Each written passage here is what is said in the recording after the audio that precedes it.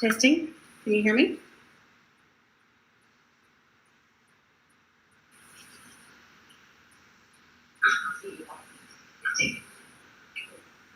Okay.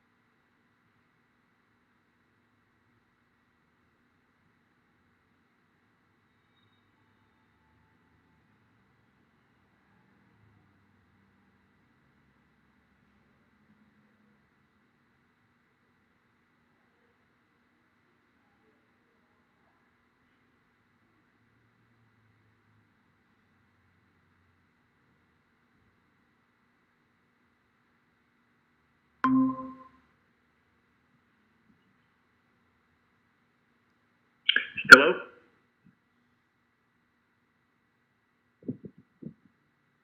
Hello? Hello? Yes, you got me?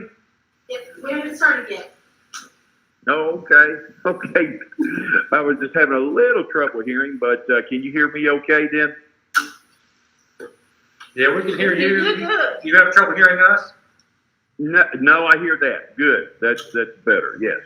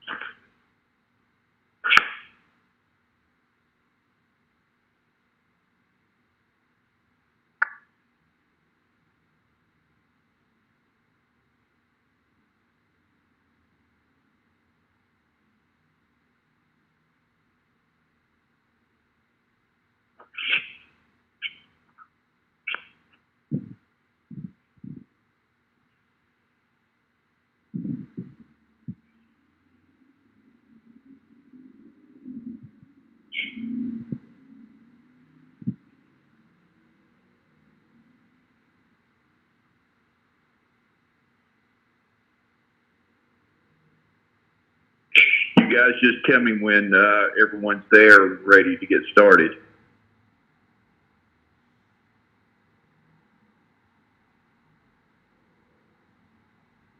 Everyone there?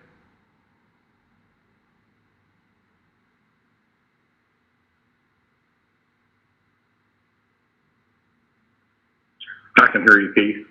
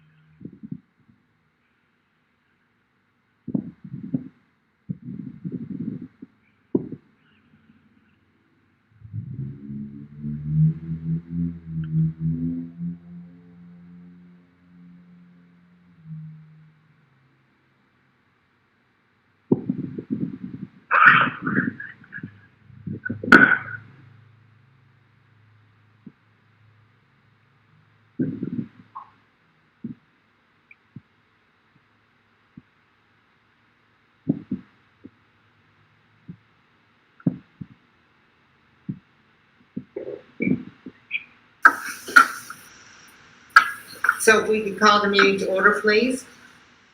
Yes, ma'am. Burchett. Here. Mulberry. Here. Childers. Here. Gibson. Here. Crowley. Here. All members present. Thank you, sir. First item then would be to approve the agenda. Are there any addendums? No, ma'am. Motion to approve the agenda. Second. Second. So motion by Todd and second by Carseal to approve the agenda. All those in favor, please say aye. Aye. Motion carries. We have nothing under the report section, which actually takes us to the time in our agenda for open comments. If there was anything in the chat we needed to see. Okay. This would take us on to the minutes and financial management section. We can go ahead and approve the board minutes from September 20th and the public hearing minutes as well. We need a motion. Second.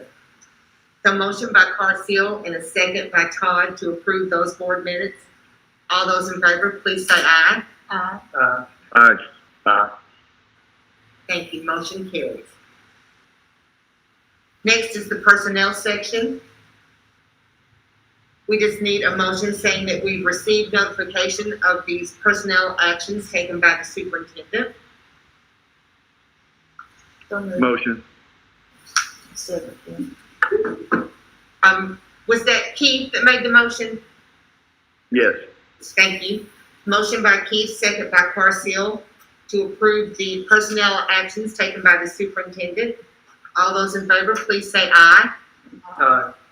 Aye. Aye. Motion carries.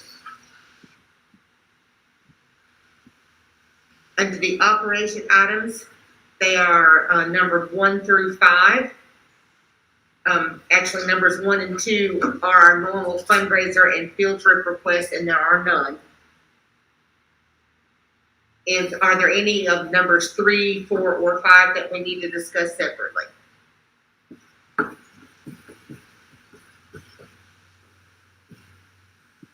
If not, we would take a motion to approve those items 1 through 5. So moved. Second. I think that was Steve. I think that's Stephen. So motion by Carseal and second by Stephen to approve the operation items. Any other discussion? All those in favor, then please say aye. Aye. Aye. Aye. I might add, if there's folks listening tonight or watching that normally don't, we generally have more than five Yes. items. We usually have a lot more business than this, but we just met 2 weeks ago. Correct. And because of the way the calendars are falling, we're meeting already again. We kind of postponed that and then moved this one up a bit. I didn't want people to think that this was normal. Usually we have 15 to 20 items. And unfortunately, yes, we usually do. We'll get them next time. We'll catch up. That's right. So that motion carried as well. Thank you. Our first item under discussion is the Hall of Honor selection. Okay, as you know, we've been working on this Hall of Honor thing, and the board has been working as well. We've had several iterations of the bylaws and the nomination procedures, and we put our nomination committee together based on what those bylaws stated. Ms. Crowley was our board representative this year.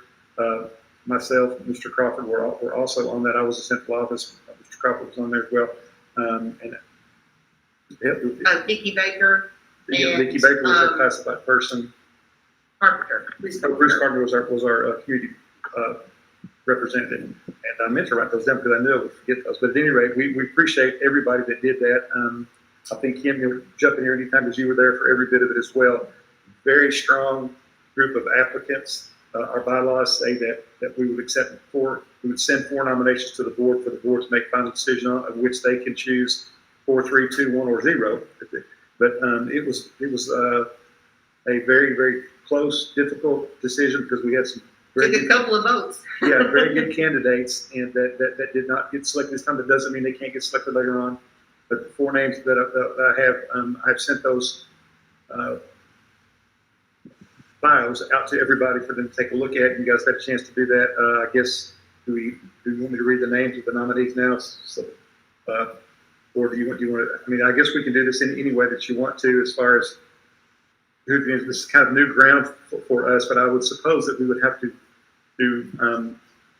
vote on them individually in some sort, or vote on them in mass, or however you all choose to do it. I thought about this today all day long about what this part of the meeting is going to look like, and certainly you don't want anybody to be singled out, but unfortunately we're going to have to vote and decide which of the four or all four that get in.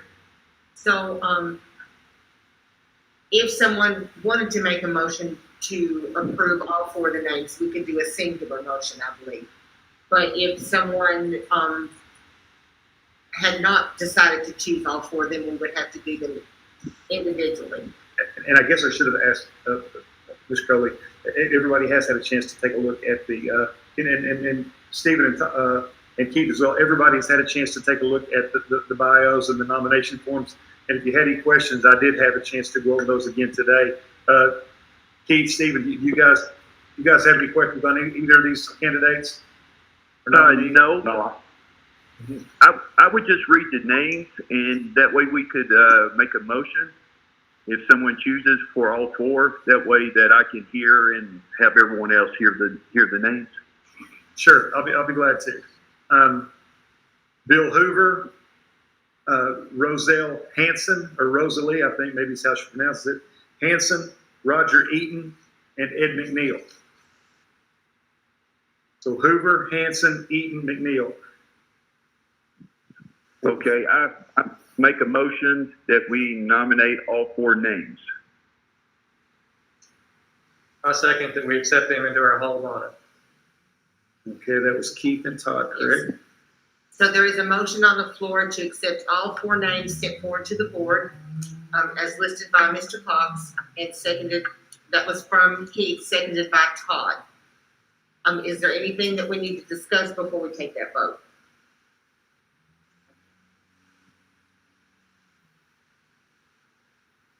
Stephen, did you or Keith have anything else you wanted to add?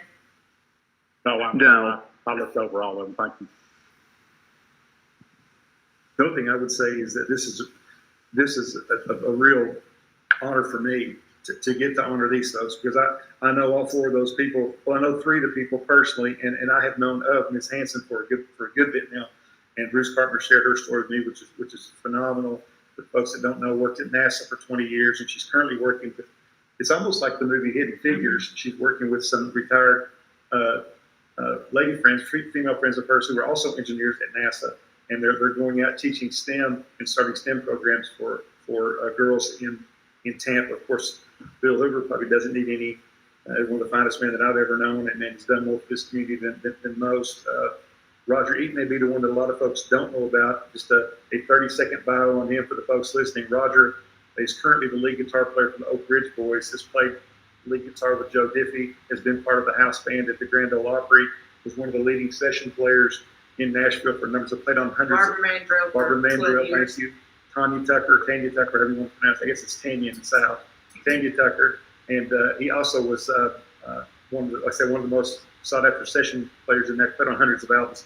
That's Roger, and then of course Mr. Neal. There's he's got a street named after him in our district, so that's kind of all you need to say about him. But he's certainly my mentor and a good friend and very, very deserving. So I appreciate the fact that the board recognized that, and I look forward to contacting these four people and telling them that you all have selected them this year, and that there will be some plans a bit later on in the year to honor them, and we'll all be involved in that as well.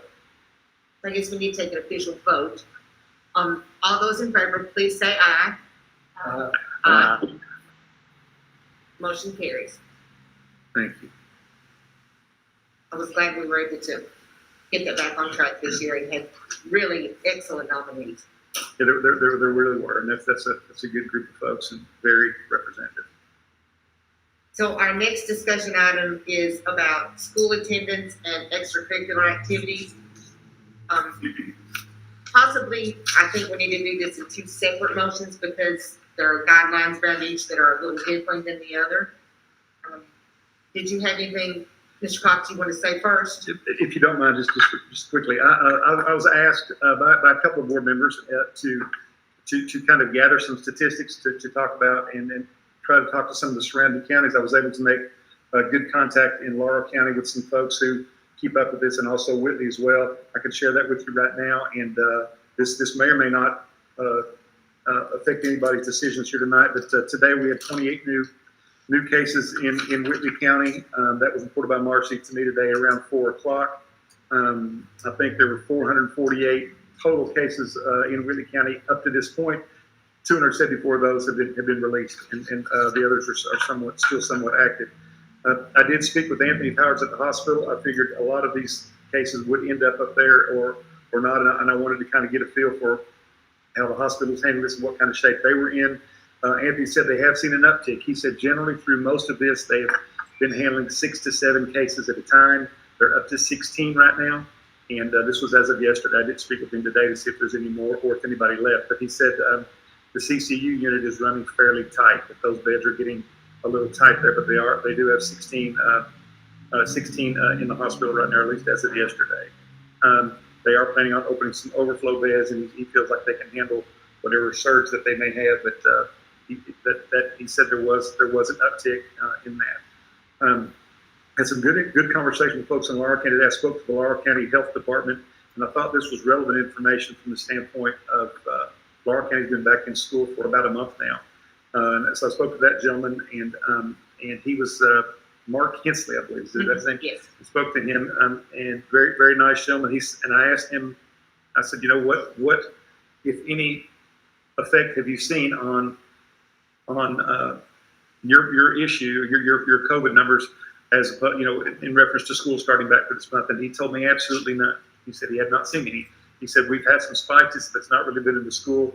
They've been in for about a month, and he told me that they have had 16 student cases of kids being positive and 8 staff. He said, but where our numbers are at, so that did not cause it. He said that didn't really move the needle all that much. So we expected that we would have some. He said, but quite frankly, we expected more than that, and that's where it's at right now, 16 and 8. But no significant impact by opening school. Did have a conversation with the lab supervisor, or I didn't. I had conversation with somebody who had conversation with one of our employees and one of our folks, and the lab supervisor at St. Jude said they have seen a significant number of increase in their hospital. No specific numbers, but they have moved to what they call surge mode, in that they're going to be opening up some beds, and they expect that a lot of those beds will be filled by the weekend. So I verified that with Dr. Stanko, their medical director. Yeah, and I think a lot of you probably have more insight into that working in Laurel County. There's been a lot of nursing home activity, I think, in some of the places, not yours, but Hillcrest, even though it's here in Corbin and we consider the Corbin facility is located in Laurel County, they have had a significant amount of cases, both staff and residents, and we obviously want to pray for those people. It can spread very quickly. The virus now is on its 3rd mutation, and this particular virus, as all viruses do, mutate. That is what they do. This particular iteration of the virus seems to be easier to spread, but again, for the younger person, very, very few or minor symptoms, but for older people, even potentially worse than it had been. So you can see why the nursing home has been so effective. well, somebody described it early on in this whole thing as the perfect storm for a nursing home. It is. So it seems like once it gets in the door, it's a bad thing. So, and that was reiterated by everybody that I spoke to today. Did have conversation with Marcy via email and text today. Again, 28 new cases. That put our current index, if you will, on the color-coded chart. Cindy, was it 41 or 40? 42.2, and that's 42.2 cases per 100,000, and that's where we're sitting at right now. And so that was Marcy's input. And then in our district, Mr. Greer is our COVID director. He and Cindy kind of man the report that we have to turn into KDE on a daily basis now.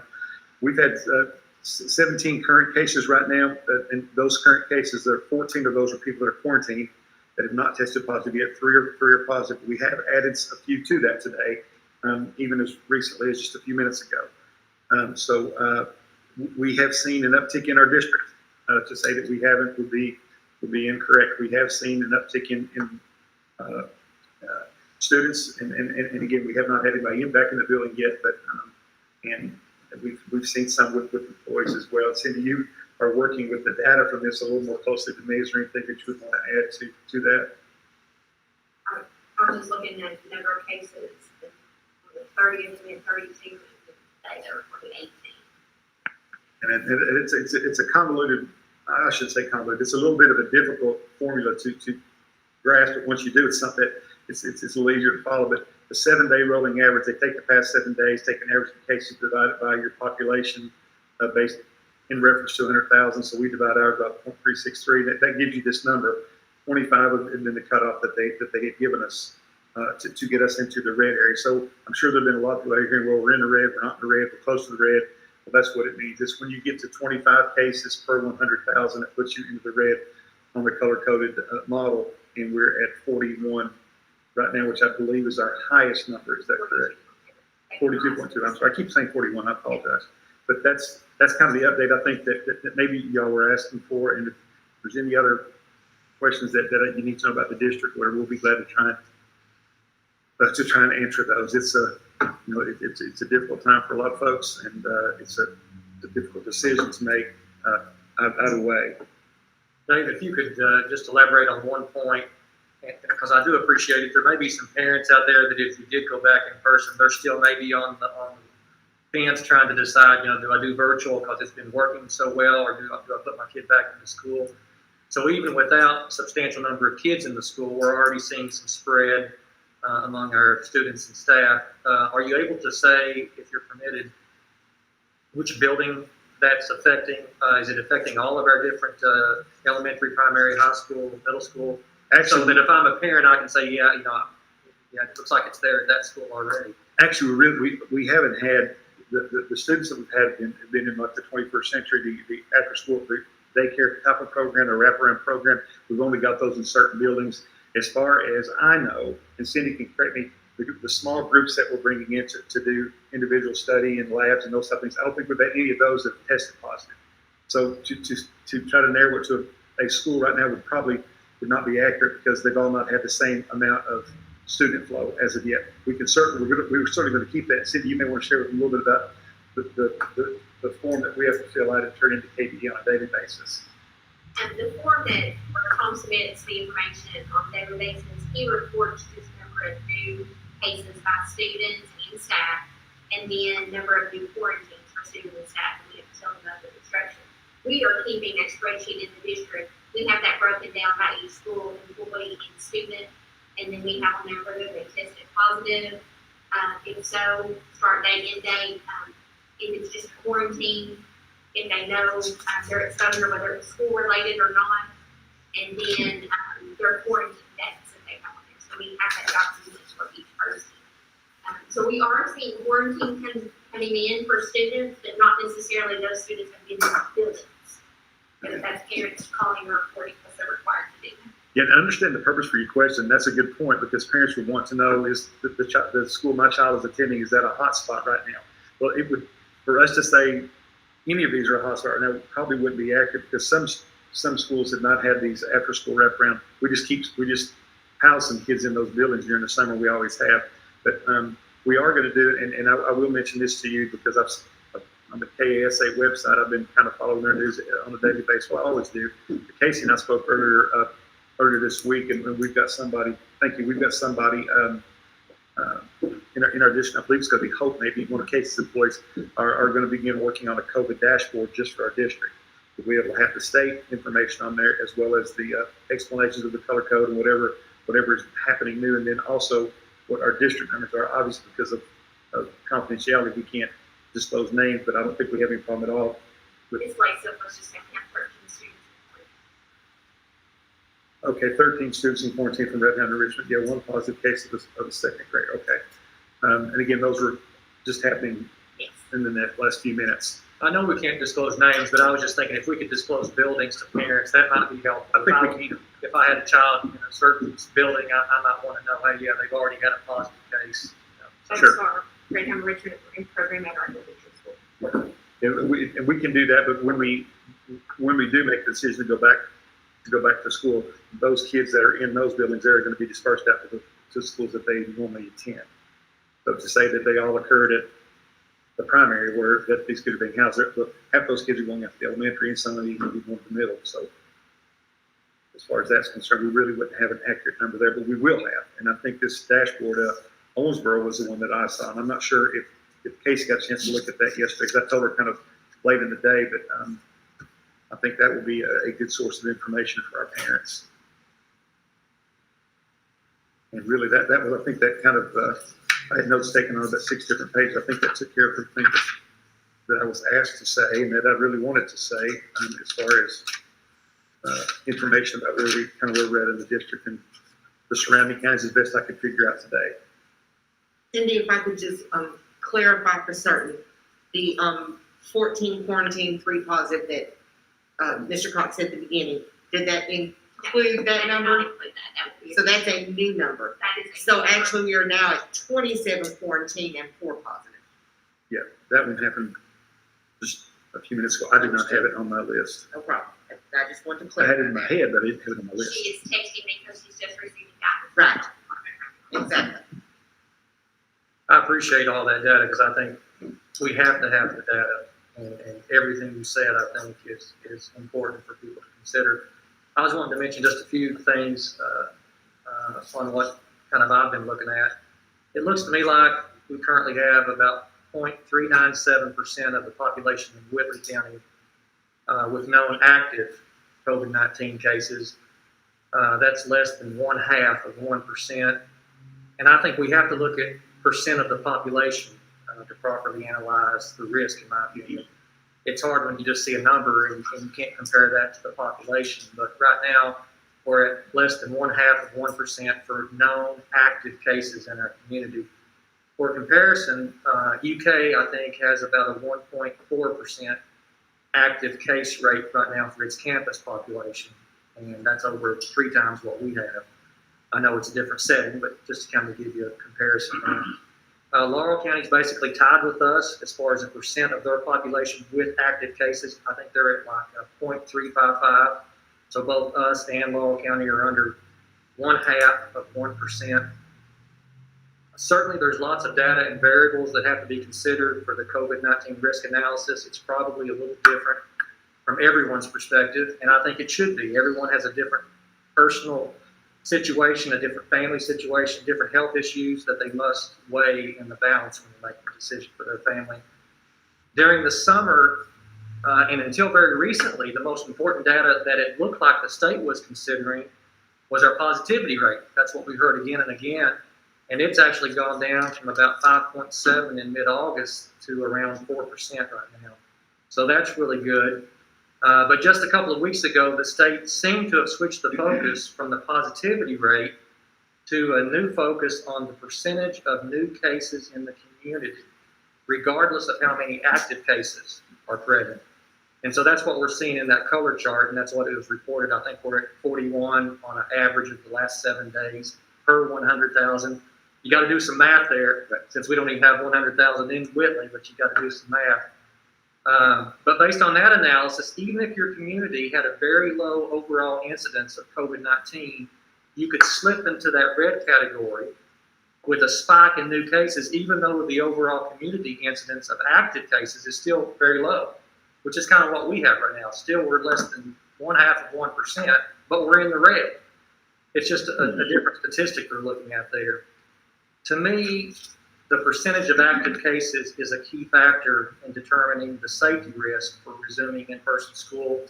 If you'll look at UK's dashboard on their website, which I like, I think they've done a good job, but for COVID-19, the very first piece of data they have is number of active cases. So when you pull up their dashboard, the first thing you see, 353 total active cases. I love that. I think that's the key factor, and they must think so as well. That's why they have it there. Laurel County Health Department, if you pull up their website, you can immediately see a graph showing number of active cases. So that's what Laurel County apparently is thinking is very important as well. I'll just throw out there, Rockcastle County, Jackson County, Clay County all do the same thing. You pull up their health department website and it shows active cases for COVID-19. In contrast, just so everybody is clear here, I'm not putting this down, I'm just stating the fact. On our state's daily report for each county, it shows the total number of cases. Now that's a high number. It's a cumulative gross number of cases from the very first recorded COVID case in each county. So you have to go back to March or whenever the first case was, and you just keep adding that number. It never goes down.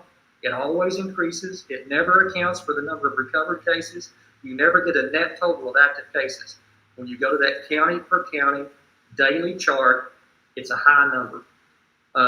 Why they do it that way, I don't know. But in my opinion, it's not helpful for a current risk analysis in your community because it's just a cumulative total. I do think no matter what, we have to stay vigilant on being safe. We have to keep on doing our social distancing, wearing our masks, sanitizing our hands incessantly, doing all the other things we've been doing to stay safe. But in my opinion, it's time to do what we said we would do in our district reopening documents. And what we said there was we're going to let the parents make the decision as to whether their children will attend in-person instruction. I know why we've held off at this time, and I think it was wise to do so, but I think it's time now to let the parents make that decision for their own kids. Our job, I think, is to give them the information and the data they need to make that informed decision. We still have to strive to keep our students and staff safe by implementing our safety guidelines. Their job is going to be to weigh their peculiar circumstances, knowing that we have virtual learning in place that they can use. And that is, without a doubt, the safest way to learn at this time. And if there's issues they've got going on at home or in their personal lives, that's probably what they should be doing. There's no guarantees when they come on this campus. Even without substantial students, we're already having COVID here. So, but that's their decision to make. But I think we can use our safety guidelines. And so I would make a motion that we allow in-person school for our district starting next week. I second the motion. Was that Keith? Yes. The motion by Todd is to start in-person learning, or just, if that is the parent choice. It's to starting allow next it. week. To allow it, yeah. And a second by Keith. So then we would have discussion. I have a question. Suppose that we have some staff that cannot, because then maybe they're going to have to be quarantined or anything. With the in-person, we would need to have some way to address that, I would think. You know, in case they were like a missing fourth grade teacher or an algebra 1 teacher or whatever. I think we would have to have some way to maybe think about how to do that in case we did have some teachers instead of trying to depend on, substitute teachers. I know we could offer virtual, but I think we just kind of have to think about how we do that, especially if we had students that did want to come back in those particular classes. I think it could be done if that teacher. So I actually had this discussion with Mr. Cox either today or yesterday. I don't know. I talk to him every day. Bless his heart. He listens to me vent. So I said, because we have virtual learning that we're doing pretty well.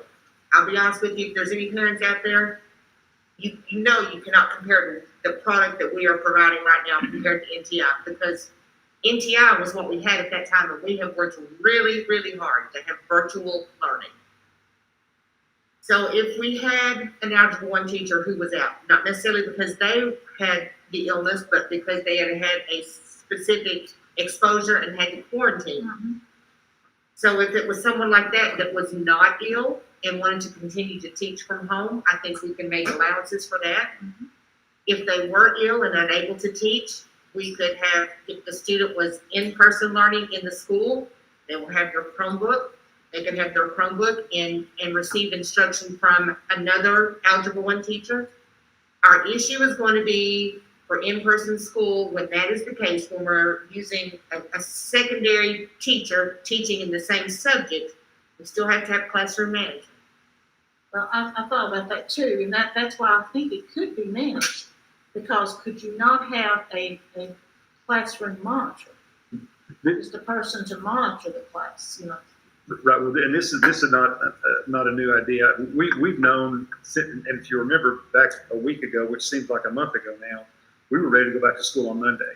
We got a terrible report on the Friday and the Saturday, 32 cases, then 18 cases, which put us well back into the red again, and we decided to take this week that we're currently in off. And so the principals were ready to go. They had things ready, and we've talked about those things.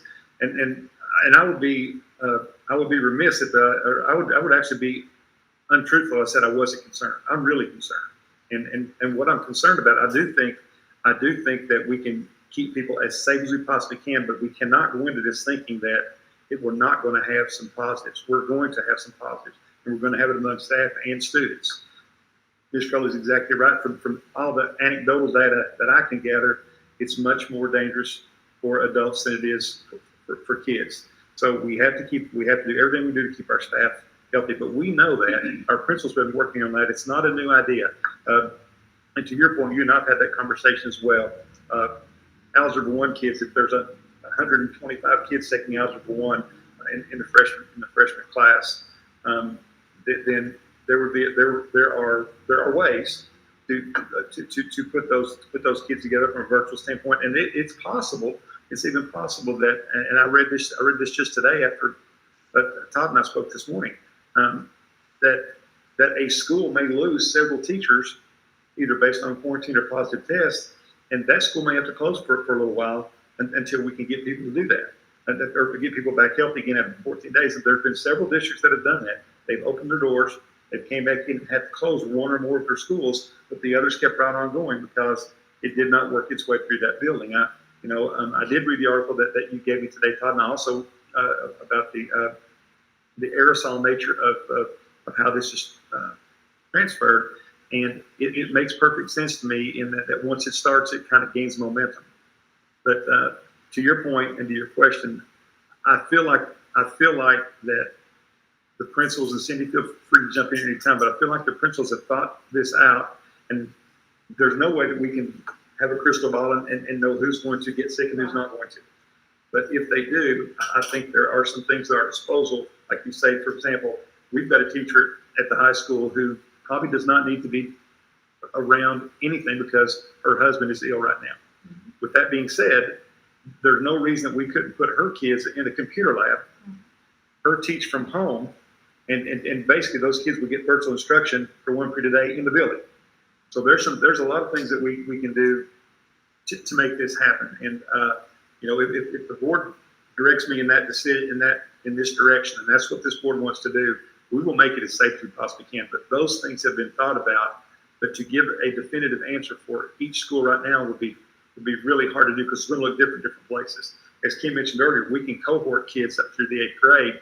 We can put 3 third grade classes together virtually right now and just take care of one teacher. The virtual numbers continue to go up as far as the parents making that election. I think the high school has almost 450 kids now. They're going all virtual. So that makes the classroom smaller, gives you an extra teacher or two occasionally. We're still staffed for the number of kids being there all in person. So I think we can deal with that part of it. It's going to take some creativity. It's going to take a lot of hard work and scheduling on our folks' part, but they've already begun thinking about that. Very long-winded answer, but that's... Yeah, but I figured as much, but I just want to make sure. I like the creativity of, basically showing up, but you're doing virtual occasionally, maybe at school, even though you're in person. The second thing I wanted to add, you had mentioned it, I have known of some districts that one school in their district is closed down and then others have started back, and I can see that being okay, especially the way we're doing it. In fact, I think perhaps Madison County started that way. They started with maybe primary and elementary, didn't start with their high school, and they were going to wait a little while to open up the high school for whatever reason. So that makes sense as well. Yeah, there's been a lot of good conversation the past few days among schools that have opened, and I think those of us who chose to wait a little bit later can learn a lot from them. I spoke with with Superintendent Bennett at Larkin for a good bit, and he shared some things with me, and he's very confident they made the right decision in his mind, and he thinks that he echoed the comments from the health department director, but he did tell me this. He said that the one thing that he wished they had put a little more time into and taken a little more time with were looking at bus routes and looking at bus configurations. And he said that's where they've had a good bulk of their problems at. And so again, we'll heed that advice, and we'll get with our transportation folks and try to sidestep the problems that they've had. But again, there's not a definitive answer. This playbook is being written as the game goes on. But So I think if we choose to vote to do this as a board, and so that the public who may be on the call can understand, this is one of the primary responsibilities of the board, is to protect the safety of all the people in our schools, both the students and the staff. And that our plan allows for flexibility from the superintendent down through the principals and everyone involved with the schools to make that decision about how to do this safely. So it may be that even if a parent had originally chosen from the plan virtual every day, that right now that may not be potentially safe to offer in person. I said virtually, I'm sorry. So if that is the case, if that is their decision, our plan allows for that flexibility, and you might get a phone call that says, we're going to do a hybrid model, and this is the way we're going to do it until such time the numbers flatten out a little more, and then we'll revisit. That's why we wrote a flexible plan. I do think that it is possible to go back to school in a hybrid manner. I'm a little concerned about being there 4 or 5 days a week, because I think there's going to be widespread community spread from this Hillcrest thing, because all those people who work in Hillcrest live in our community. I asked the Loudoun County Health Department for the demographics of the workers there, and the majority are people who live in Corbin. I live in Corbin, but I work in Loudoun County at a nursing home, and the majority of my workers live in Loudoun County. I'm actually the only person from Corbin that works there. So every week, because I am tested every Monday of my life, my negative number doesn't help Whitman County very much. But our 179 negatives for Loudoun County helps them out a lot. I did have a chance after today and thinking about this possibility of going back to school for a few hours today. There are some things that we can do to mitigate this by utilizing the schedule, and I think Ms. Crowley's right. Some form of a hybrid, and what I'm trying to do in my mind, and I think I'm there. I'm not ready to talk publicly about it right now, or even with the board right now. But I think what we're searching for here is some type of a way to get kids in the buildings for the parents who want their kids there as much as we possibly can in the most safe manner, but offer some type of as big a safeguard as we can for our staff as well. And I think we've got a good model in place. I met with principals today. Cindy met with us, and Mark is one of our scheduling gurus. We had a good conversation, and I suspect by the end of the day tomorrow we're going to have some good things in place to offer parents. And if I heard the motion correctly, which has not been voted on yet, correct? No.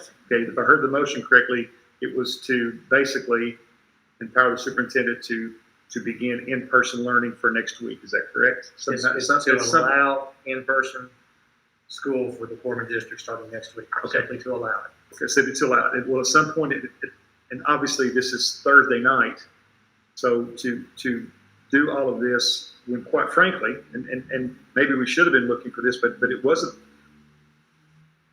With the numbers going up and up and up, our principals, honestly, and probably rightly so, thought we would still be in the red for next week. So we've got the plan that we had originally. We met today for a while. We've got some more meetings to do tomorrow, but I feel real confident by the end of the day tomorrow we can have something in place that will that will meet all of those things that we want to do. That's kind of my 2 cents worth into there. I want to thank the principals that came in today, and I will reiterate this, and we've said it time and time again. Nobody wants kids back in school more than our principals and our teachers, this board and ourselves. This is not good for anybody. As good as the virtual is, we all know. But what I do like about the plan is that parents will have the choice. I was feeling really guilty about, not guilty, but I was feeling a little bit concerned, to use Ms. Crowley's word, about kids coming back in mass like that. And we can structure that, I think, in a safe way. But honestly, with as good as virtual is going, now they don't have to do that. If they choose not to do that, then they absolutely have that option, and I feel very comfortable with that option. And I would like to say this to our teachers: we're going to do everything that we can possibly do to keep our teachers and our bus drivers and our instructional assistants and food service folks, instruction models, all those folks as safe as we possibly can. And so if that's what this board wants to do, we'll do our very best to make that happen. Stephen, did you or Keith have anything that you wanted to add? No, I think all the points have been brought up, so no, I'm fine with the motion. I think y'all covered everything really well. Okay, thank you. It's that low positivity rate, or not positivity rate, not active cases. That's quite low though. Yes. So before we take the vote, I just want to say one more thing to any community member that might be listening. And as I said at our last board meeting, and I believe this with my entire heart, the community is who decides whether or not we get to be in school. Whether or not you believe that wearing a mask and social distancing makes a difference, the people who are paid to know these things tell us that it does. If you want our children to go to school, and trust me, nobody wants it more than me, you've got to be seen out in the community wearing your mask and social distancing. It is crucial to making this work. So if there are no other comments, we'll take the vote. And I believe because this is an important vote, that if it would be okay, that I'm going to ask Mr. Cox to take the roll call so we can each vote and it can be heard. And again, this is up to the parents. Yes. Which way that they want to Yes. go, whether it still be all virtual or. It's all virtual. All three options would be on the table at some point. We may end up starting in something that looks a little different than what we end up being. But and again, that's kind of what we're going to work through. But one thing is certain: the virtual option is always on the table, 100% on the table. And again, I'll be honest. I would be remiss if I didn't say this. I feel like there's a lot of concern out there that has been alleviated by the fact that the virtual has went well. And I don't think we'll end up taking that off the table all year long. I think that's going to be there. And that we've got a lot of money invested in it, and the teachers have become really good at that. But we're going to do our very best. It's going to be a little bit of a challenge, but we can work out the schedule. I think we can, but there's certainly going to be challenges, and we don't need to think from it remotely because this is a difficult decision. This needs to stay on the table, like you said. It's all in your We will be. Okay, you take the roll call vote, sir. Yes, ma'am. Burchett, Yes. Mulberry, Yes. Childers, Yes. Gibson, Yes. Crowley. Yes. All members voted yes, Madam Chair. Thank you, sir. So then the second part of this discussion item was about extracurricular activities. Did you have anything you wanted to tell us about that, sir? And I think we're talking about a lot of different things here. Yes, we are. And I think I will say this, and I don't say this to single out or make anybody seem more or less important, but I've had a good conversation with our athletic directors today and yesterday, and I think that in my view that as long as we're in the position we're in, as far as the spike, if you want to call it that, then I would be fine with sports. I think we can make sports in some ways. Sports are easier to make safer than school. They're outdoors for the most part, not all of them. If you look at the athletes, our biggest group is our football players, 60 kids. We've got 12 coaches. That's a 5-to-1 ratio. You can make an argument that it's safer to do that than or just as safe anyway. But I would make at least put this option out there. I think that we need to begin by limiting this just to varsity sports. And the high school folks agree with that the JV and the freshman games maybe bring those on a little bit later, but let's start with just the varsity. Just start with just the varsity sports only for right now, and then kind of work our way back to that as the numbers come. Everything else as the numbers come down. I also had a question about the concession stands, things of that nature. Those are all details I think we can work out on a local level. I don't know if those are actually board issues for this discussion, but those are based on my comments. I think we can work through. We've already started working through a number of the questions that we had. But your point's well taken. Whoever comes to the games, whether it be a limited crowd or some type of mitigated crowd, they're going to have to help us out by adhering to the rules. And honestly, I will say this: the last football game that we had, where we had a big crowd, about 600 folks, it was much better. I want to say, because I go to a little bit of everything, that the soccer people have it down pat. They are good. I have noticed at both the soccer games and the football games that the visitor section doesn't do nearly as well as our home crowd. They're lumping themselves together much more. I did receive some. And I think we probably, if we're going to continue to allow visiting fans in any number, if we at some point choose to say it's only parents, that obviously takes your number way down anyway.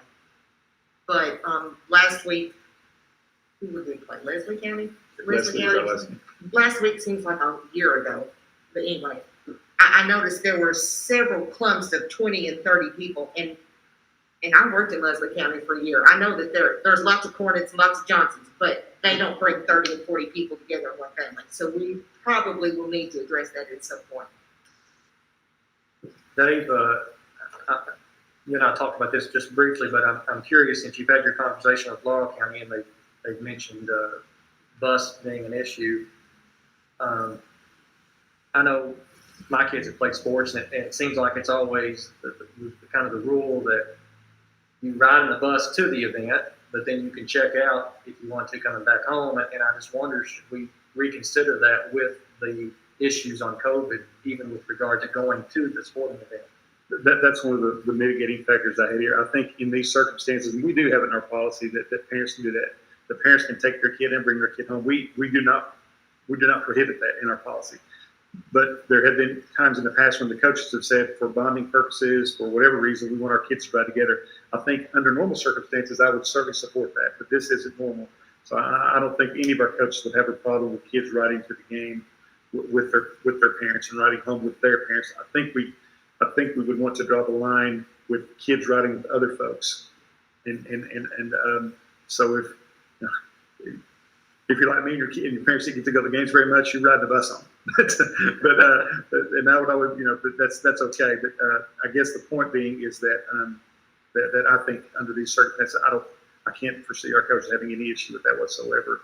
And of course, all these things, these mitigating factors that we put in place, can all be revisited if and when the numbers come down. And I hope we get to do that very soon. But I would agree. I don't think that's can that be done just by asking the coaches to do this, or will this need to be done as in a motion form also from the board? I would think, Keith, I would think that we just ask the coaches. But we've already got a policy in place that allows that, and I don't think we need to. Now the board may feel differently than that, but I think that our coaches are certainly on board with what's best for kids, and they're not going to have an issue with that. I don't feel like that's a problem at all. And actually, I think they might be relieved a bit because these coaches with kids. And what I was worried about, I wanted to make sure that the coaches knew that the board was behind them on that decision. Sure, I will share that with them. And if you feel more comfortable making the motion to say that you support it, that's fine too. But I feel like most everybody around the table tonight is for that, and I certainly would be as well. No, that's okay, just as long as, the coaches, realize that. Okay, I'll be sure to share that with Mr. Jewell and Mr. Roark tomorrow, so they can get that word out to everybody, and we should have that taken care of by tomorrow. So, just a couple questions for clarification for anyone who may be listening. When you say varsity sports, in my mind, that is varsity sports at the high school level. Correct. Currently, we do have middle school, 7th and 8th grade playing football. Okay, now, let me say this. Those are just some things that I had listed down that we could discuss. I'm not saying that that's my recommendation. I'm not saying that's what we need to do. That is what Mr. Jewell and I talked about today, and Mr. Roark, we talked about that with things the way they are right now. Is this something we want to do? Now, I will say this, just to be honest, we had this discussion prior to knowing we were going back to school. So I do think that changes the way people will look at this just a little bit. Quite honestly, if I'm a middle school kid or middle school parent and I'm back in school, why can't I play too? That's why I want to have this No, discussion. so I think that's a good point.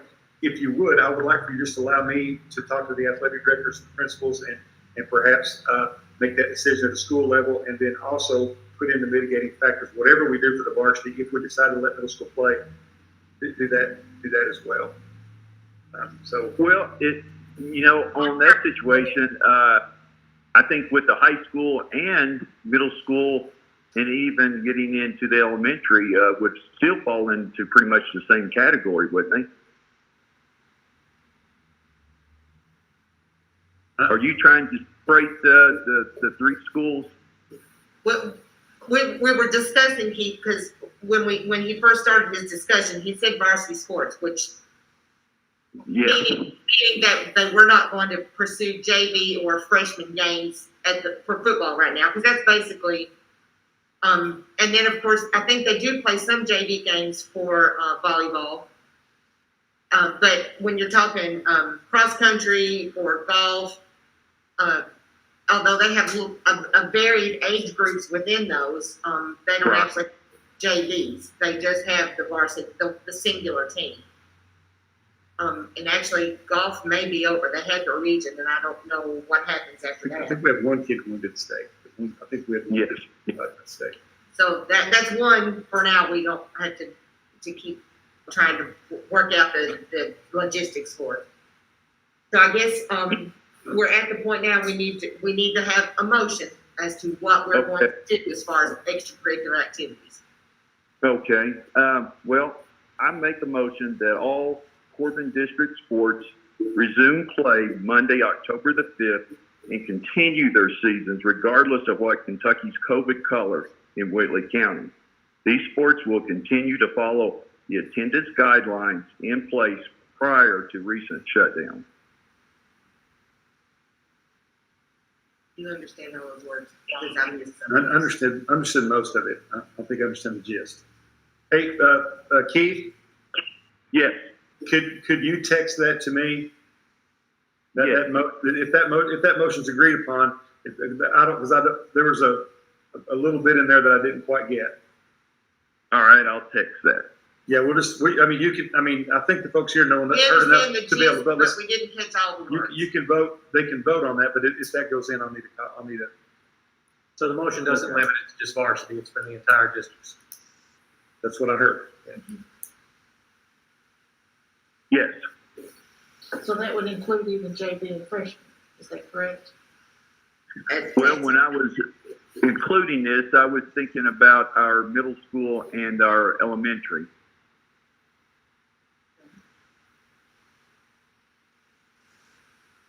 So we need a second to that motion.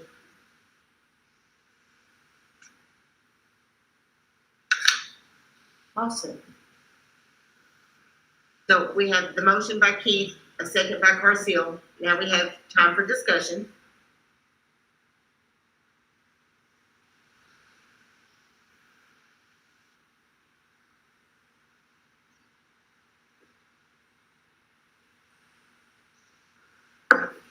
So Keith, would you be adverse if the athletic directors and coaches at all the levels came together and said, we just want to play varsity right now. We don't want to play freshman games right now. Is that a problem? If the people who do that job decide they don't want to do that right now, that they'd rather focus on being able to do the varsity games, is that a problem? But I want to include the middle school and the elementary. When you start going into the varsity, I would allow, the athletic director to appropriate between the varsity and JV and freshman. Right. So, but if they decide to do that, you're fine with that. That was my question. Yes, but not with the middle or the elementary. As far as their varsity is what they consider their varsity. I think right now, and I could be wrong, right now only football is played at the middle school. I don't think there's anything else that will happen until basketball season. And would we we would allow the basketball to start because they would be starting in November or October. I guess the middle is different than the high school, They correct? start in November, but again, at the middle school level, they just have a 7th grade team and 8th grade team, so I think that's okay. I don't think you have to delineate JV and varsity. That's really kind of a high school concept. Okay.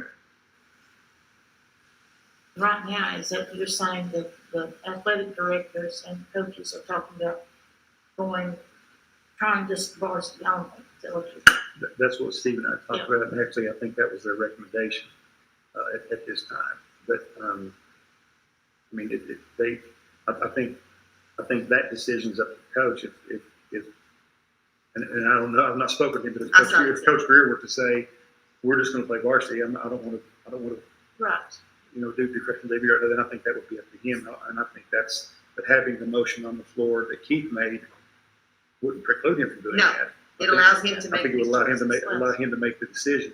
The big part of Keith's motion is that the middle school will have this, the same decision-making ability as the high school, if I heard it correctly. Yes. Yes, you're correct. She's raising her hand. I think somebody maybe has a question. Ms. Cecil had commented that girls basketball starts Monday, Oh, and earlier. they also have cheer and dance. But again, that's not JV and varsity. It is a singular team. And high school basketball starts October 26th. Is that practice? I didn't think the first game was till after November. Or he said basketball That starts. would be basketball. First game would be end of November, first would be December. Because it used to be October 16th was started practice. Then they Really switched it push back. it back. Practice starts October 26th. Stephen, do you have anything to add? No, I think that's good to let Mr. Cox and the coaches and the athletic directors work through that. I think there's I some think things. if they come into a situation where they're going to play an away game, they'll be set before they go. I think that's something that should be left on the table. If they have cool. I agree with Stephen. I was kind of thinking the same thing. I think something we need to sit down with the head coaches, Tony and Steve, and all the folks at the middle school.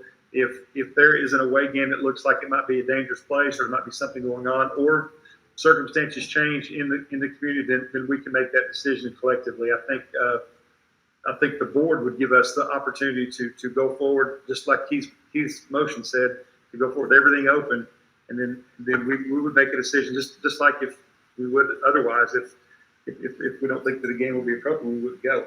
It's like if the weather was bad. It's not exactly bad weather. Yeah, so we can make that decision, and I think, and I trust our coaches enough to make good decisions, and we've got good athletic directors as well.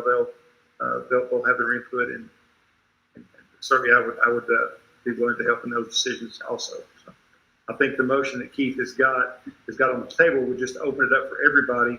And then if there's something that needs to be tweaked based on circumstances changing or coaches' wishes or something of that nature, then we can do that under the umbrella of the motion that's on the table. Yeah, I think that's a good idea. I think coaches should do it. Their input. They might be actually play one game and the next game you might not.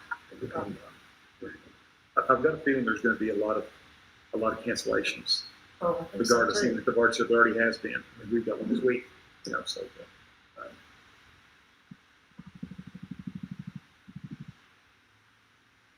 So, I think we're ready to vote on this motion, but I do have one question for Mr. Cox, because our motion is all centered around athletics. And we do have, the band is playing right now at the games. So you need, I think we need to either have that discussion or make it a secondary discussion. I would let all activities like that with the band, you know, because you can wrap those right in with this and all the other sports that we had mentioned from all the above. In the item, we actually have discussion of. Extracurricular activities, I know, but his motion actually said No, I mean, sports. right. Yes. So, So I can. so a friendly amendment to your motion, Keith, would be to use the term extracurricular activities. Yes, I Would agree. it be inclusive of, because some people say that dance team is or isn't, cheer is or isn't. I think anything you work that hard at, Yes, yeah. yes, I think it should include all. Yes. Okay, thank you, sir. Thank you. All right, then, if there's no other comments, I think we're ready for the vote. I think it would be good to do that as a roll call vote again, sir. Tell me again who made the Keith made the Keith motion. made the motion and Second by Carson Garcia. seconded it, Okay, yes. I've got you. Thank you. Burchett, Yes. Mulberry, Yes. Childers, Yes. Gibson, Yes. Crowley. Yes, Motion passed 5-0. thank you, sir. We are at the section for comments, sir. Really, I have none. We're all embarking on something new right now, and for the parents that are out there trying to make a decision, if you've got any questions, contact us. We'll try to help guide you as best we can. I think that that this is the first step in what's going to be many steps, and we may take some steps backwards. After we take 2 forward, we may take 1 back. But we're going to continue at it, and we'll do the best we can. I'd be lying if I said I wasn't concerned, but I think there'd be a problem if I wasn't concerned. Great. So with that being said, we'll do our very best. And if I've got to go down this road, there's not a group I wouldn't want to go down within our teachers and our principals. They're very, very hard workers. And like I say, I spoke with them just briefly today, and they've already got the wheels turning. So I think we'll have the best product that we put in place. We'll have on the table here real quickly, and we will have kids in the buildings next week at some point. Stephen, do you have anything else to add, sir? No, I'm good. Thank you. Keith? No, I would just like to say I appreciate the board, the superintendent, and all the administration for all the hard work they're doing. I know this is trying times and very tough, and they are tough decisions, and I just appreciate all the work. And my main goal is for these kids and to get back into school and get into more of a normal life, and just do all the praying I can, and I just appreciate everyone's help. Thank you. Marcel? Just, I know that everybody involved has had this on their mind and heart, you know, and I have to agree. I think we need to try, and then if we need to reboot or however we want to call it, you know, we may have to. But I know that they're really as best as any group of teachers, I'm sure, and administrators and staff that would be anywhere. I would have a hard time in my mind feeling good about it at all if it weren't for our staff and the teachers and our students and parents. Hey, listen, our students and parents have done a tremendous amount of work. The comments that I've gotten from the virtual learning that we've had thus far, and the support that I've gotten. And there have been many times I've been stopped at the store and I was expecting a a verbal lashing and ended up with somebody tapping on the back saying, hey, I know your teachers are working their tail off and they're doing what they should be doing. And that's been very much appreciated as well. So, and I think they understand, they watch their kids virtually with their teachers, and they understand that teachers care about kids and that we all want the same thing. Well, it's all about Corbin. I mean, honestly, what better place to be, really and truly, what better place to be? But I will say this, and I'll commend this whole process, and of course the board headed this way a while back. But if it were not for the virtual learning, this would be a much more difficult decision, because right now the parents have a choice, and that's a pretty good position to be in for right now. But thanks so much. I'll just echo what everybody else has said. I praise the staff from top to bottom, and they've worked so hard, especially during the summer, and then getting this virtual off the ground. I will say it's kind of ironic to me. I think the reason we've been able to put off this decision is because virtual has been going so well. Schools perhaps that didn't have the quality of virtual that we've had, they've had to make that decision a lot sooner because they really didn't have much of a choice. But we had that choice.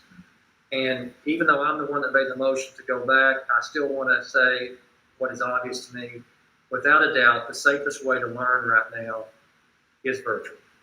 It might not be the best learning as far as deciding between in-person and virtual, but it is certainly the safest. There's no argument on that with regard to the coronavirus. So there may be some parents that are still kind of deciding which way to go, and we can't guarantee that there's going to not be some positive cases. There are.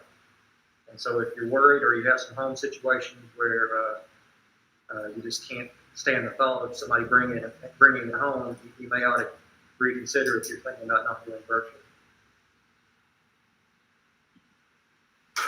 I just want to say to any public that may be listening that this was not a decision that any of us took lightly. That Mr. Cox and his staff have agonized over how to do this for several months now. We have all worked together to support them as much as we can. But the best and most important support starts in your homes. So if you've not already been talking to your student about when you go to school, you will wear a mask, now's your chance to get that going, because that is absolutely crucial. The teacher cannot spend their day saying, Johnny, put your mask on. Practice at home. Get them used to it. Nobody likes it.